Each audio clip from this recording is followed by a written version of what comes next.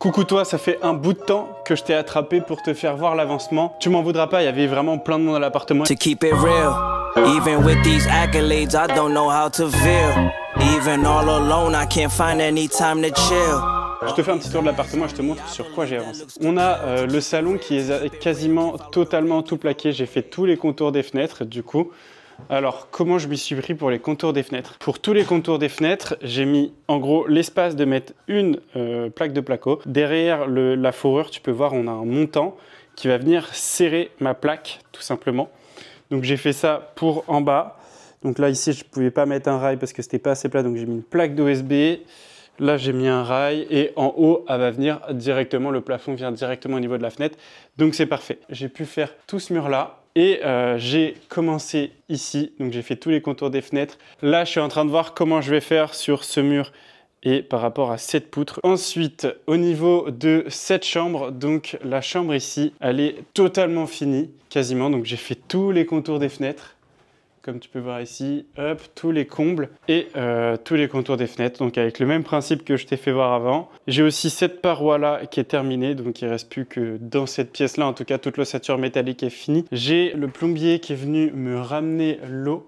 Donc hop, tu peux voir ici, j'ai mon eau qui vient du coup de l'eau dans l'appart, c'est pas mal. Hop, ici j'ai fait mon contour de fenêtre, donc j'ai fini cette paroi-là aussi. Donc voilà, je suis plutôt content. Demain, je continue à faire l'ossature métallique. Je vais sûrement bientôt commencer à faire la cuisine. Et une fois que j'aurai fait la cuisine et toutes ces pièces-là, je vais pouvoir vraiment sérieusement m'attaquer à l'électricité. D'ailleurs, oui, je sais pas si tu as pu le voir, mais mon père est venu pour me faire toute cette ouverture.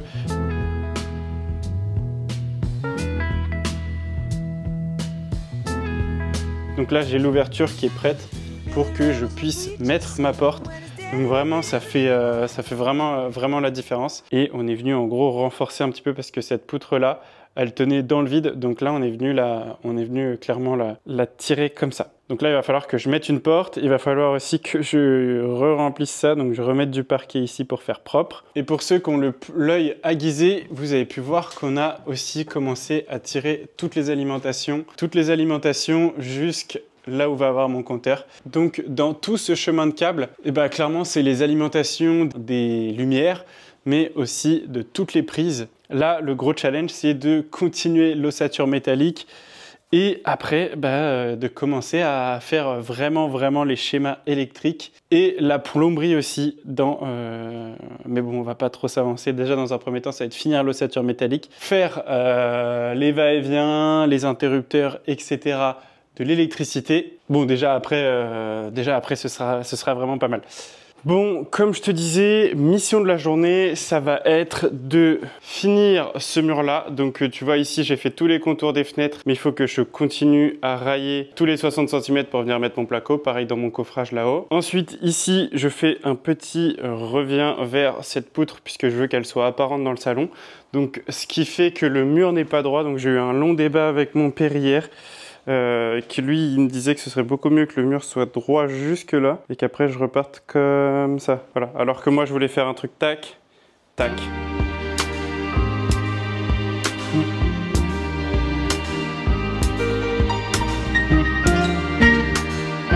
Et après tout ça, j'ai viré toute la merde que j'avais dans la cuisine pour pouvoir commencer à faire mes rails extérieurs de ma cuisine. Et il faut aussi que je fasse le plafond avant de mettre les rails sur les côtés. Et le plafond n'est pas du tout droit. Je sais pas si tu arrives à t'en rendre compte. Je sais pas comment je vais m'y prendre. Je pense que je vais mettre des rails et des montants directement comme ça. Le problème, c'est qu'ici, ma fenêtre, elle est hyper haute. Et ça va me gêner pour avoir un plafond droit. Donc, je suis un peu con. Je pense que j'aurais dû demander à réduire la taille de la fenêtre. Mais j'ai pas du tout anticipé. Donc, il va falloir qu'on s'adapte. Ça va être la galère.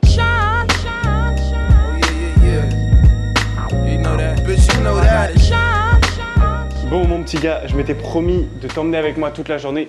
Donc, je vais t'expliquer la décision que j'ai prise pour le plafond. Alors là, du coup, on se trouve dans la cuisine. Tu peux le voir, là, j'ai mon niveau laser. Pour être très clair, en gros, ce que j'avais peur, c'était que ma fenêtre, ici, soit trop haute par rapport aux poutres qui étaient là ou de l'autre côté. En mettant le niveau laser, je me rends compte que là, je suis au niveau pile poil pour laisser ma plaque de placo arriver juste au-dessus de la fenêtre.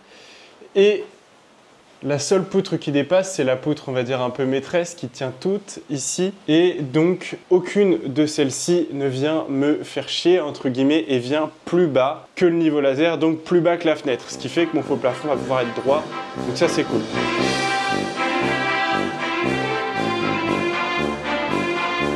Bon, les copains, il y a des après-midi où on fait un peu n'importe quoi. Là, par exemple, j'ai déjà démonté le rail qui est en haut parce qu'il n'était pas aligné à celui du bas. Sans vérifier, du coup, je l'ai démonté, replacé, machin. Donc déjà, ça m'a fait chier. Et en fait, je viens de me rendre compte là, après 1 heure, que c'était pas celui du haut qui était mal placé, mais celui du bas. Parce que vu que j'utilise un mètre laser, il y en a un où j'avais mis l'intérieur et l'autre où j'avais mis l'extérieur. Je sais pas si tu vois ce que je veux dire. Et en fait, là tu vois bien ici en bas, j'ai bien plus que mes 120 cm que je dois avoir. J'ai trop d'espace et j'ai pas envie de perdre des mètres carrés comme je te l'ai dit 15 000 fois. Donc il faut que je déplace le rail, je le remette. Bref, ça me fait chier. Je crois que j'ai juste envie d'arrêter, mais on va continuer encore. On va juste remettre ce rail et essayer de finir les rails, la structure extérieure de la cuisine sans mettre les montants parce que j'en ai plus. Il va falloir que j'aille en racheter. Fin de journée, lundi, je suis hyper content. On a vraiment bien avancé aujourd'hui. J'ai un pote qui est venu m'aider et il m'a posé tous les montants dans la cuisine. Donc la cuisine est quasiment finie de railler. Il y a juste un endroit où je suis encore en hésitation. Ici, là, je ne sais pas trop si je raille ou pas. Je vais voir encore, je vais voir un peu plus tard. De toute façon, il faut que je prenne un rendez-vous pour prévoir un petit peu comment je vais aménager la cuisine puisqu'elle est très bizarre. Enfin, il y a plein d'angles, bref. J'ai aussi commencé à faire de l'électricité. Donc en vrai, je suis plutôt content de moi. J'ai commencé du coup à faire là, tu vois, par exemple, c'est la boîte de dérive de la salle de bain. Et dans cette boîte de dérive, du coup, j'ai l'interrupteur toilette, la lime des lumières de la lumière de toilette, l'interrupteur de la salle de bain, la lime de la lumière de la salle de bain, enfin bref, pas mal de choses. Et du coup, ici, je suis venu placer vite fait mes spots. Donc là, du coup, tu peux voir, c'est un peu le bordel en fil. J'ai fait ce qu'il fallait, quoi. Ici, j'ai une boîte de dérive pour le dressing, une boîte de dérive pour les lumières et les 2 interrupteurs, puisque dans la chambre, je vais essayer de faire un va-et-vient. C'est-à-dire un va-et-vient, c'est, tu vois, genre typiquement un couloir, genre tu as un interrupteur au début et à la fin, ce qui actionne les mêmes lumières. Donc, c'est hyper pratique, hein. Il y en a dans toutes les maisons. Donc j'ai fait un va-et-vient dans la chambre, comme ça j'ai une lumière à côté de la porte et une lumière à côté du lit. Bref, je suis vraiment content de cette journée. On a vraiment été productif, on a vraiment avancé et en vrai, ça commence à avancer pas mal. Salut les gars, 2e journée de la semaine. Aujourd'hui, honnêtement, contrairement à hier, j'ai vraiment pas beaucoup avancé. En fait, je t'explique, j'ai énormément de grosses décisions à prendre. Enfin, ça peut paraître tout con, mais avant de mettre ton isolation et ton placo au mur, il faut que tu saches exactement où est-ce que tu vas faire arriver ton fil d'alimentation de ta lumière. Il faut que tu saches exactement où est-ce que tu vas mettre tes lumières. Il faut savoir aussi exactement combien de lumière tu veux mettre, à peu près quelle puissance de lumière, puisque sur une alimentation, tu peux mettre que 8 points lumineux, nanana, bref, c'est un peu une galère. Pareil pour, là, je te dis un autre exemple, la plomberie. Il faut que je sache exactement où est-ce que je vais mettre ma cuisine. J'ai pas de plan exact, j'hésite encore. Donc là, j'ai pris un rendez-vous avec une fille pour essayer de faire un plan de la cuisine assez propre, puisque j'ai une cuisine très particulière. C'est exactement pareil pour l'évacuation de la salle de bain. Enfin bon, bref, en fait, il faut penser à tout. Il y a aussi la pompe à chaleur, la VMC, enfin bon. Bref, il y a énormément de décisions importantes à prendre qu'il faut prendre maintenant et qu'il faut bien prendre si on ne veut pas avoir de couilles après. Bien sûr, les lumières, tu vas pouvoir les changer un petit peu, mais il va falloir faire 15 trous à la scie cloche et du coup, après, tu galères avec l'enduit.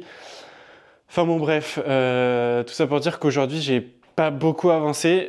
J'ai passé la journée à réfléchir à plein de choses, l'épaisseur de ma laine de verre, à réfléchir à où est-ce que je vais mettre combien de lumière, faire les calculs, etc. Et je suis toujours pas mal dans le flou, donc c'est un peu chiant. Mais bon, quand il faut y aller, il faut y aller. D'ailleurs, une phrase que j'aime beaucoup, c'est l'action qui mène à l'information.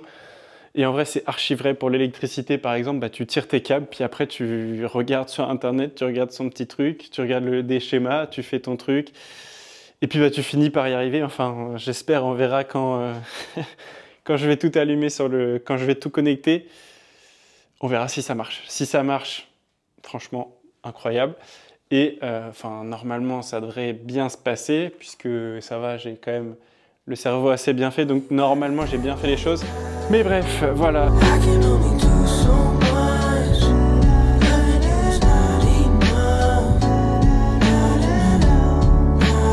Bon, fin d'une journée assez peu productive, mais j'ai quand même un peu avancé. Je te fais voir ce que j'ai fait. J'ai fait ma boîte de dérive ici qui fait mon va-et-vient de mon salon. Donc d'un côté, porte d'entrée jusqu'au couloir. Ensuite, du coup, j'ai mon alimentation qui part. Hop, et je viens alimenter toutes mes lumières ici, mes lumières ici. J'ai aussi fait ma boîte de dérive dans ma cuisine qui vient alimenter mes lumières. Ici, là, j'ai pas encore placer mes lumières parce que je ne sais pas encore où exactement je vais les placer et ce que je vais placer. Et j'ai aussi fait ma boîte de dérive pour le couloir. Ça va faire tout le couloir. Hop, ici et ici. Voilà.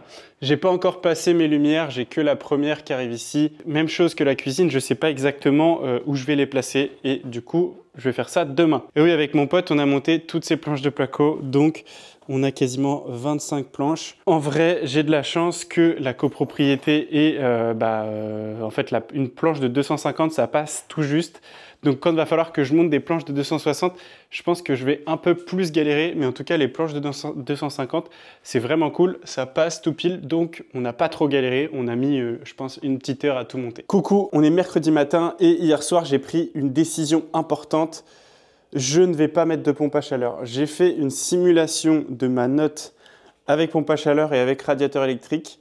J'ai une meilleure note donc en numéros, avec les numéros quand je fais avec la pompe à chaleur. Mais par contre, j'ai la même lettre, je suis dans les deux cas en C.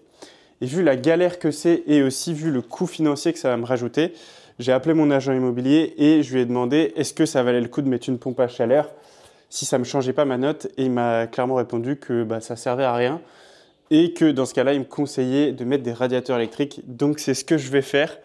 Ça va être beaucoup plus simple. Là, c'était vraiment un gros point de brouillon dans ma tête, comment j'allais évacuer les condensats, parce que en plus de ça, une pompe à chaleur, il faut que ça ait une évacuation, c'est pour ça qu'on le met en haut du mur, c'est aussi pour la répartition de la chaleur, et qu'après on décale tout vers le bas, enfin du coup tu as une évacuation, enfin moi c'était une galère pour avoir une belle pompe à chaleur dans le salon, puisqu'il fallait une grosse pompe qui prenait un gros bloc, donc du coup l'évacuation elle est assez basse.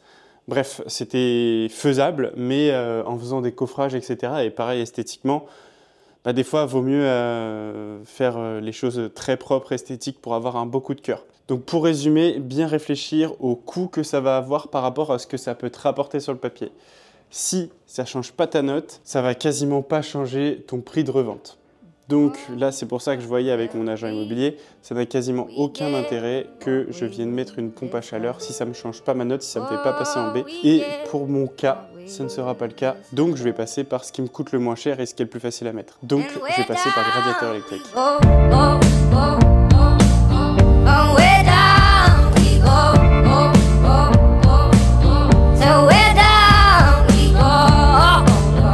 Fin de journée, mercredi soir, j'ai été acheter de la laine de verre, comme tu peux voir au plafond, et je l'ai mis au plafond du salon. Donc là, je suis à un moment où il faut que je finisse complètement mon plan de la salle de bain et que je finisse complètement mon plan de la cuisine avant de faire passer les évacuations et les dernières électricités, évacuation, arrivée d'eau, etc. Et vu que j'ai pas encore ça et que je vais le faire ce week-end et que j'ai un rendez-vous avec la cuisiniste bientôt, là, j'ai avancé sur la laine de verre dans le salon.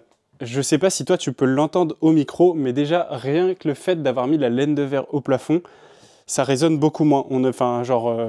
C'est marrant. Le son est carrément différent. Ça absorbe le son, ça fait beaucoup moins d'écho. Je sais pas si toi tu peux l'entendre. Bref, voilà, je suis content parce que fin de journée assez productive. Demain, je vais continuer à mettre de la laine de verre et j'ai rendez-vous avec le cuisiniste. Donc, j'ai vraiment hâte de voir comment je vais disposer la cuisine et voir si je peux avoir une cuisine sympa ou pas, parce qu'avec tous les coins que ça fait et tout ça, je vais avoir pas mal de contraintes. Bref, on verra ça demain.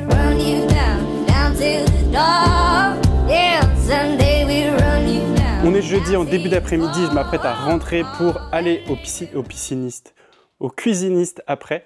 Bientôt le pisciniste. Peut-être un jour, peut-être un jour. J'ai pas eu énormément de temps pour avancer aujourd'hui, mais j'ai fait quand même pas mal de choses. Dans un premier temps, ce que j'ai fait, c'est que j'ai fait le plafond de la cuisine. C'était un peu une galère puisque la laine de verre, en général, on prend les gros rouleaux comme ça, hop, et on vient les découper à la scie comme ça, hop, de 40 par exemple, parce que là, moi j'avais du 40 au plafond, donc 40 entre deux solives.